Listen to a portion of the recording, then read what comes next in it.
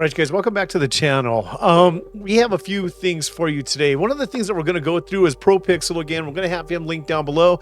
Go check him out on X. ProPixel released a video, and I've been seeing this going around all over the place. NASA had dropped a video of a tic-tac-shaped UFO on Mars. So ProPixel, what he does is he kind of takes these pictures, he analyzes it, and he kind of decides whether or not these are fake or legit. So I'll put out some pictures of the UFO, the craft that NASA had reportedly seen, so you guys could take a look at that there. And then what I want to show you, matter of fact, let's just go right into it. ProPixel has an analytic perspective on this, and then he drops another video saying that he likes to take about an hour off after he analyzes the video and comes back at it with fresh eyes and then reanalyzes it again. And the second time that he analyzed this, he had a different perspective. So let's start off with the first one, then we'll move on to the second one. And then after that, we have something for you here. Clayton Morris, the truth about, well, it's going to be Tucker Carlson's video. I know there's a whole bunch of nobody believes. I'm with you. I don't believe Tucker Carlson, half what the stuff that this guy says, or Clayton Morris here. But Clayton Morris and Tucker Carlson talk about UFOs, and I want to play that for you guys as well. Regardless, whatever you might think about it, I do think we need to hear both sides of everything so we can come up with our own conclusion at the end of the day. Enjoy the video, guys. Like, subscribe, all that good stuff. All right, let's get this party started. There's a Tic-Tac on Mars. We're going to be looking at that. Think Tank posted this on X, 528 Vibes. And there's been a lot of discussion as far as what this thing really is, right? Is it a rock? Is it fake? Is this, what's going on here? So what we're going to do is we're going to go to the source. We're going to go to NASA. We're going to look at the Curiosity images, see if we can find it, and then, make an assessment. And I actually have already done that, and I found something really interesting about it. So what we're going to do is that right now. I do have questions about this image because the source ones are black and white, and they have a rather significant amount of compression in them, right? This is they use a special compression algorithm for sending data, images from Curiosity, from Mars, from other off-world things, to really compress the data down because the bandwidth is it's really precious. So you got to really take advantage of compression algorithms to make things as small as possible. And they do a really good job of that. So here we are, nasa.gov. I went to the multimedia section, found the Curiosity Roll images, went to the Sol, right, the day that the image was taken, and I was able to find it on here.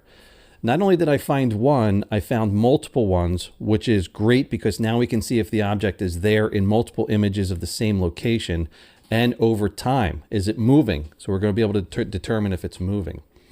First image, let's look right down here, right? Sol 2692, and this is what we're going to be paying attention to. This was at 2:31:59 UTC, and the object is right here. It's tiny because this is a pull-out shot.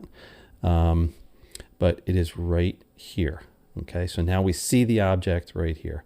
Now there's a second object in here that's being called into question, which is up here, but that's not the one that we're looking at. How the hell would somebody have seen that? You know what I mean? So these photos were public, right?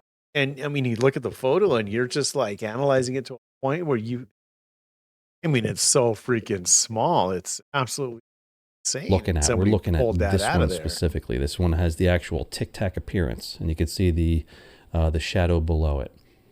All right, let's go to the next image. 2:32:11. So we're 12 seconds later, and here it is right here. All right, so let's actually zoom into this one. Okay, get zoomed in. And here we are. You can see it does look unique as compared to the rest of the image, right? Again, what I was bringing up before, you can see how there's like a screen door or a gating type of pixelization to it, which is just part of the algorithm that gets used. But here it is. Here's the shadow. And we're 12 seconds. Now we're 12 seconds later from the first image we've looked at. All right. 2:32:27. So now we're getting to be 30 seconds later. And here is the object right here.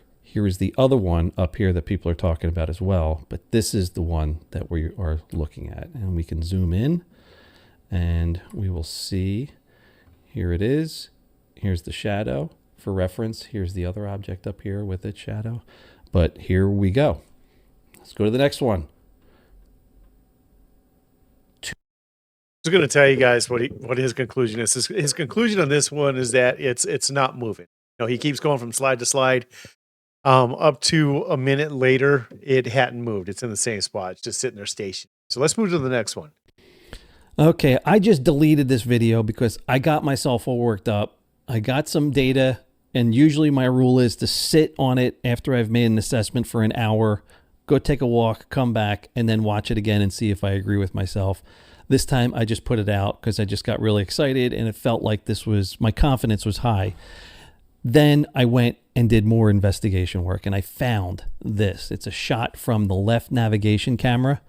And you can see right here in this spot is where the object is, right? This is the wheel of the rover.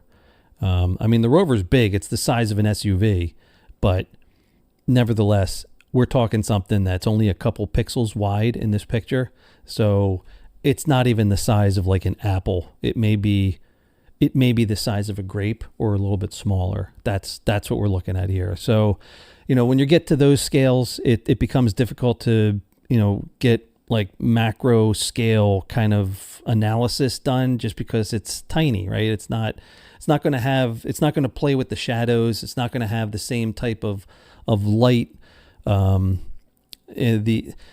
be able to analyze light in something that's tiny it's just different, right? You're not dealing with the large effects that you get from a larger object. Like you do get color cast, you get reflections and all that kind of stuff, but it's just on such a smaller scale that 1 degree of something being in a different location makes a big difference in how you assess either size, shape, direction, speed, all that kind of stuff, right? So it's like the scale of this brings it down to the point where it's like what we're looking at before, it's just too small, right?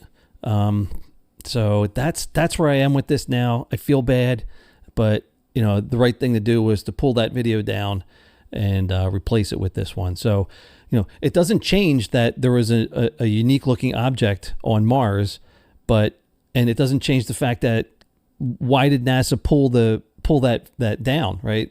It's just a strange behavior. Maybe it was a knee-jerk reaction, but that knee-jerk reaction tells us and sends a message that if something is seen that's exotic, right, unexplained, they're real quick to pull it. Why? Why are they doing that?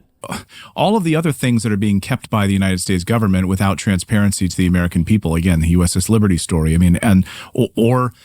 hey, is the United States government, have we been secretly funding with billions of dollars gravitic propulsion technologies because we captured UFOs? We know that we have downed craft. We have crash retrieve. We have how many whistleblowers have come out now that were on crash retrieval? Under oath, by the way. Under oath. Crash retrieval whistleblowers. High-ranking members of the military, by the way. These aren't like schleps. These are not. I don't even know what that word means. From the motor pool. No. Yeah, but these are people that have high, classified clearances. They're officers. Yeah. Yeah. Who've been involved in crash retrieval programs.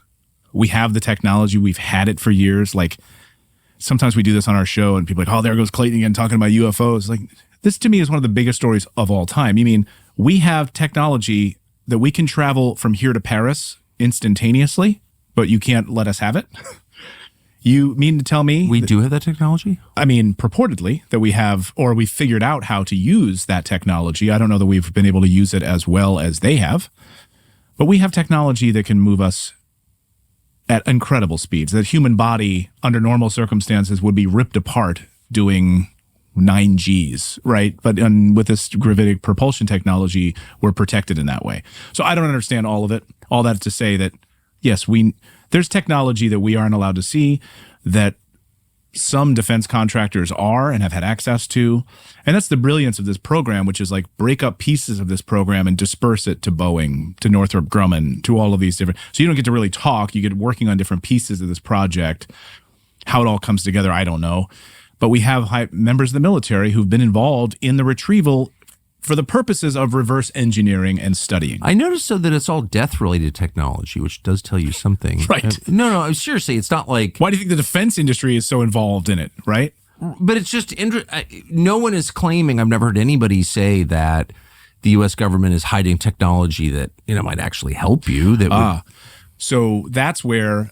And they don't talk about it, but I have talked to sources who've told me that they've witnessed firsthand this health technology being used to regrow limbs that we don't have access to. Like basically the eradication of cancer, but limbs that were missing, regrowing human limbs using this technology. Described it as like a wand and others, but I don't know. I've never seen it, but somebody has seen it. And there are people who've openly talked about it and who've, been quoted and been, and reported it in different books.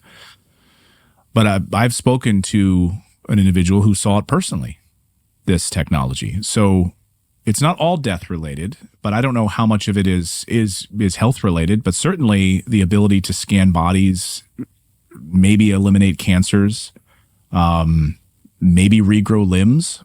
Wouldn't we love to know that? I would love to know that. And if they're keeping, so maybe it's all BS. I don't think so. And I think if they have it, we deserve to know about it. And if taxpayers are funding these reversal technology programs and they're keeping it quiet from us and it's compartmentalized and we're not allowed to see it, that to me is a travesty. You mean to tell me the biopharmaceutical? So you might be thinking, why? Why would they keep it? So the biopharmaceutical. So that was brutal, you guys. I've watched way more Tucker Carlson's video than I've ever wanted to watch my entire life. A lot of political stuff I want to stay clear from. I don't want to talk about it.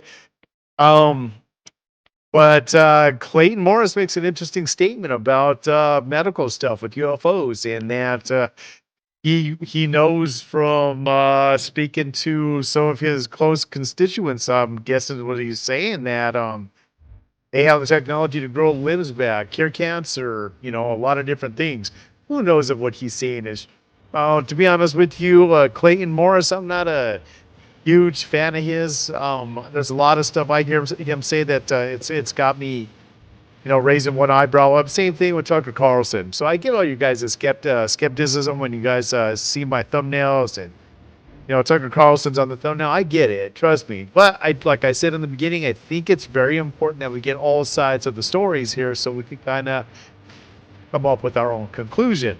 Now, let me know what you guys think about ProPixel's breakdown and his perspective on that as well. And yeah, you guys like, subscribe, share with your friends so you guys are always notified when these videos come out. You guys enjoy the rest of your day, and I'll catch you in the next one. Peace out.